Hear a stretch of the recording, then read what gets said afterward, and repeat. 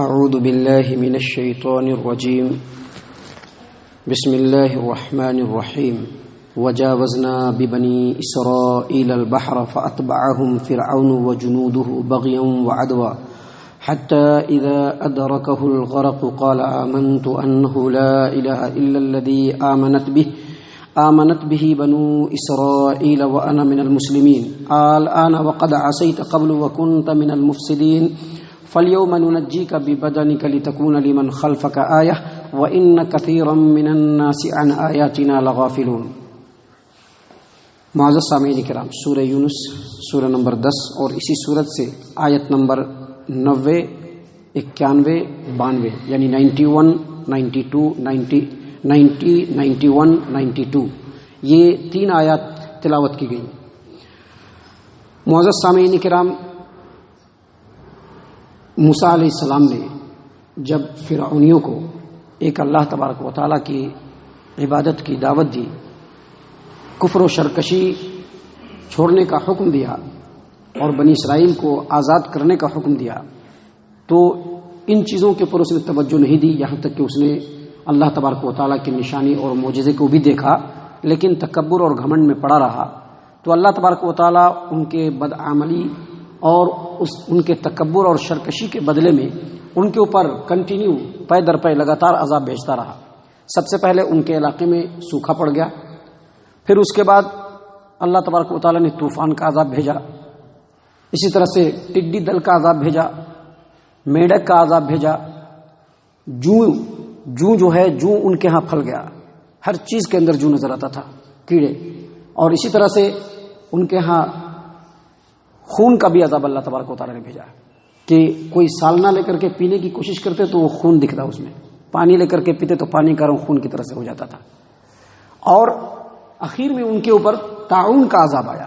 اور جب بھی ان کے ہاں عذاب آتا تو وہ لوگ موسیٰ علیہ السلام کے پاس آتے اور آ کر کے کہتے کہ آپ اللہ کے سچے رسول ہیں، آپ دعا کر دیجئے، اگر یہ عذاب ہم سے ہٹ گیا تو ہم ایمان لے آئیں گے اور آپ کی اطاعت اور فرما برداری کرنے لگیں گے۔ لیکن جب بھی ان کا عذاب ان کے اوپر سے ہٹتا، وہ لوگ پھر شرکشی پہ آمادہ ہو جاتے۔ جب آخر میں طاعون کا عذاب آیا تو موسیٰ علیہ السلام نے بنی اسرائیل کو لیا اور راتوں رات وہاں سے نکل گئے، راتوں رات نکلے۔ فرعونیوں کو جب پتہ چلا تو وہ لوگ بھی پیچھا کرنے لگے، کیونکہ اس وقت ذرا عذاب میں وہ لوگ گھرے ہوئے تھے تو تھوڑا پریشان تھے، اسی وقت وہ تعاقب نہ کر سکے، پیچھا نہ کر سکے، لیکن بعد میں انہوں نے بھی پیچھا کیا، پیچھا کرتے کرتے بحر قلزم پہ پہنچ گئے۔ جب ان لوگوں کو معلوم چلا کہ پیچھے سے فرعون اپنے لشکر کو لے کر کے آ رہا ہے تو بنی اسرائیل کو بہت پریشانی ہوئی کہ اب کیا کیا جائے، آگے بھی موت ہے پیچھے بھی موت ہے۔ لیکن اللہ تبارک و تعالیٰ نے اپنے پیارے رسول موسیٰ علیہ السلام کو یہ حکم دیا کہ آپ کے ہاتھ میں جو عصا ہے اس کو سمندر پہ ماریے، دریا پہ ماریے۔ عصا کو مارا دریا پہ، بیچ سے رستہ جو ہے وہ بالکل کھل گیا اور بالکل سوکھا وہ راستہ بن گیا۔ پورے کے پورے بنی اسرائیل جو تھے، موسیٰ علیہ السلام کے قوم کے لوگ، وہ لوگ اس پار اتر گئے، اور فرعون اور اس کے لشکر نے دیکھا کہ اب یہ ہمارے چنگل سے بچ جائیں گے، یہ ہمارے ہاتھوں سے نکل جائیں گے، تو بغیر کچھ سوچے ہوئے وہ لوگ بھی ڈال دیے۔ یاد رکھیے گا، ایک مقولہ ہے کہ وناش کالے وپریت بدھی، جب کسی قوم کے اوپر وناش آنا شروع ہوتا ہے، جب وہ قوم تباہ و برباد ہونا شروع ہوتی ہے تو جو صحیح دماغ ہوتا ہے وہ بھی الٹا چلنے لگتا ہے۔ صحیح کام موجود رہے گا پھر بھی الٹا کام کرے گا وہ، تاکہ وہ اس میں جا کر کے غرق ہو جائے۔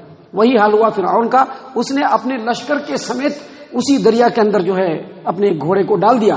اللہ تبارک و تعالیٰ اسی چیز کو یہاں پر فرما رہے ہیں کہ وجاوزنا ببنی اسرائیل البحر فاتبعهم فرعون وجنوده بغیا وعدوا حتى اذا ادركه الغرق قال آمنت انه لا اله الا الذي آمنت به بنو اسرائیل وانا من المسلمین۔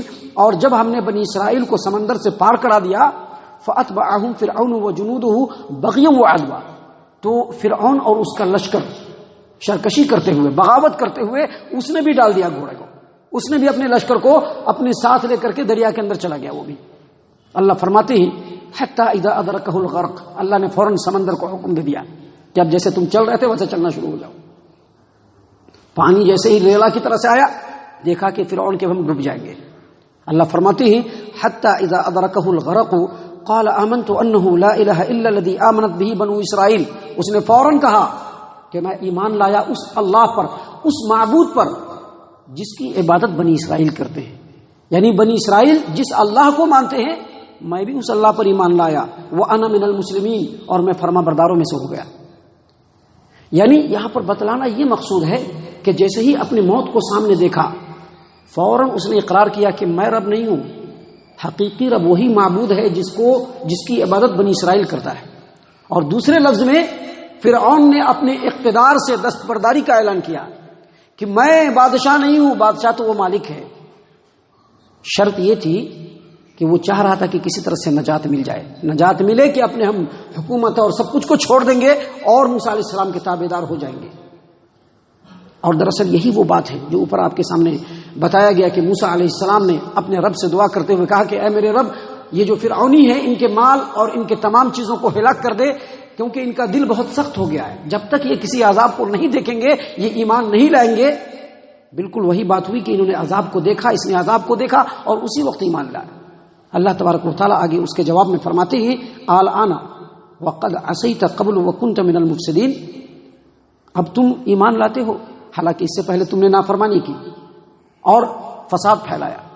الآن وقد عصیت قبل وکنت من المفسدین، نافرمانی بھی کیا اور ملک کے اندر فساد بھی پھیلایا۔ اور سب سے بڑا فساد یہ ہے کہ اللہ تبارک و تعالیٰ کے حکم کو چھوڑ کر انسان اپنے نفس کی پرستش کرنا شروع کر دے، اپنے قوم و نسل کی پرستش کرنا شروع کر دے، اپنے خاندان اور رشتوں کی پرستش کرنا شروع کر دے۔ سب سے بڑا فساد یہی ہے۔ تو محترم سامعین کرام، اللہ تبارک و تعالیٰ نے اس کے جواب میں کہا کہ اب جو تو ایمان لا رہا ہے یہ کوئی پہلی بار نہیں ہے، اس سے پہلے تمہارے اوپر ہم نے طوفان کا عذاب بھیجا، تبھی تو ایمان لانا چاہ رہا تھا۔ اس سے پہلے سوکھا کا عذاب بھیجا، اس پر بھی ایمان لانا، اس وقت بھی تو ایمان لانا چاہ رہا تھا۔ ہر وقت تو نے اقرار کیا کہ اللہ اس عذاب کو ہٹا دے تو ہم ایمان لے آئیں گے، لیکن تو ایمان نہیں لایا۔ اب تیری یہ بات بالکل اعتبار کے لائق نہیں ہے، اگر ابھی بھی ہم تم کو بچائیں گے تو تم بعد میں پھر وہی کام کرو گے۔ دراصل یہ انسانی فطرت ہے، انسان کو ہمیشہ اپنے نفس کی شرارتوں سے اللہ تبارک و تعالیٰ سے پناہ مانگنا چاہیے، اللہ سے یہ دعا کرنی چاہیے کہ اللہ تبارک و تعالیٰ نفس کی شرارت سے ہم کو پناہ دے اور اے اللہ اپنے اطاعت و فرما برداری پر ہم کو قائم رکھ۔ اللہ سے یہ دعا کرتے رہنی چاہیے۔ اللہ نے کہا کہ اگر آج ہم تم کو بچا لیتے ہیں تو پھر تم کل ہو کر کے وہی کام کرو گے، وہی فساد پھیلا گے۔ اور یہ جو مطلب ہے، اس مطلب کے پیچھے جو دلیل ہے وہ جامع ترمذی ابواب التفسیر کی کہ عبداللہ ابن عباس رضی اللہ عنہما نے فرمایا کہ جبرائیل امین علیہ الصلوۃ والسلام نے اللہ کے رسول صلی اللہ علیہ وسلم کو کہا کہ اے محمد صلی اللہ علیہ وسلم، کاش کہ آپ دیکھتے کہ جب فرعون سمندر کے اندر گھرا ہوا تھا اور اللہ تبارک و تعالیٰ سے التجا کر رہا تھا تو اسی وقت میں نے دریا کے کیچڑ کو اٹھا کر کے اس کے منہ کے اندر ٹھوس دیا۔ کیوں؟ کہ کہیں ایسا نہ ہو کہ اس کی دعا آگے بڑھتی رہے اور اللہ تبارک و تعالیٰ کی رحمت کی پناہ میں وہ آ جائے، اس لیے میں نے اس کے منہ میں ہی کیچڑ ٹھوس دیا۔ کیونکہ اللہ تبارک و تعالیٰ تو بڑا رحیم ہے، بندہ بار بار پلٹ کر کے آتا ہے، پھر اللہ تبارک و تعالیٰ کی نافرمانی کرتا ہے، لیکن اللہ کی رحمت پھر جوش میں آ جاتی ہے۔ لیکن بندہ یہ نہ سمجھے کہ دنیا میں رب بار بار اگر مساعدت کر رہا ہے تو آخرت میں یہ معاملہ نہیں ہوگا۔ آخرت میں سارے معاملے اللہ کے ہاتھ میں، جو گناہگار ہوں گے ان کو ان کے کرتوت کے حساب سے اللہ تبارک و تعالیٰ ضرور عذاب سے دوچار کرے گا۔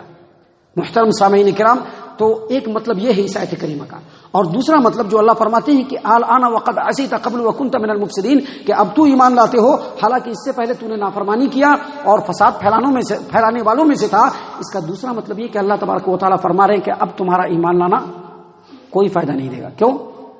کیونکہ اب تو موت کے قریب پہنچ چکا ہے، اور جب کسی قوم کے اوپر عذاب آ جاتا ہے، جب اس کو موت سے دوچار ہونا پڑتا ہے تو اس کے بعد توبہ کا وقت نکل جاتا ہے، توبہ کا وقت اس کے بعد نکل جاتا ہے۔ انسان کو بس توبہ کا وقت موت سے پہلے تک ہے، گلے میں جہاں بات آ گئی یا سامنے عذاب آ گیا اس کے بعد توبہ قبول نہیں ہوگی، کیونکہ یہ دنیا جو ہے یہ دارالامتحان ہے۔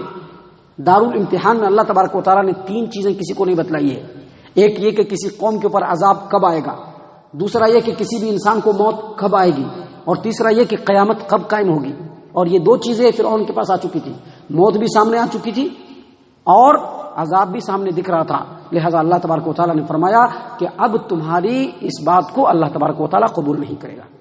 اور اس کے بعد آخر میں اللہ تبارک و تعالیٰ نے فرعون کو وارننگ دیتے ہوئے اور بتاتے ہوئے کہا کہ فَالْيَوْمَ نُنَجِّيكَ بِبَدَنِكَ لِتَكُونَ لِمَنْ خَلْفَكَ آیَةً وَإِنَّ كَثِيرًا مِنَ النَّاسِ عَنْ آیَاتِنَا لَغَافِلُونَ۔ آج ہم تمہارے بدن کو بچا لیں گے، موت تو تم کو آئے گی لیکن تمہارا باڈی بچ جائے گا، تمہارے باڈی کو ہم قیامت تک کچھ نہیں ہونے دیں گے اور ہم لوگوں کو دکھلائیں گے. کیوں؟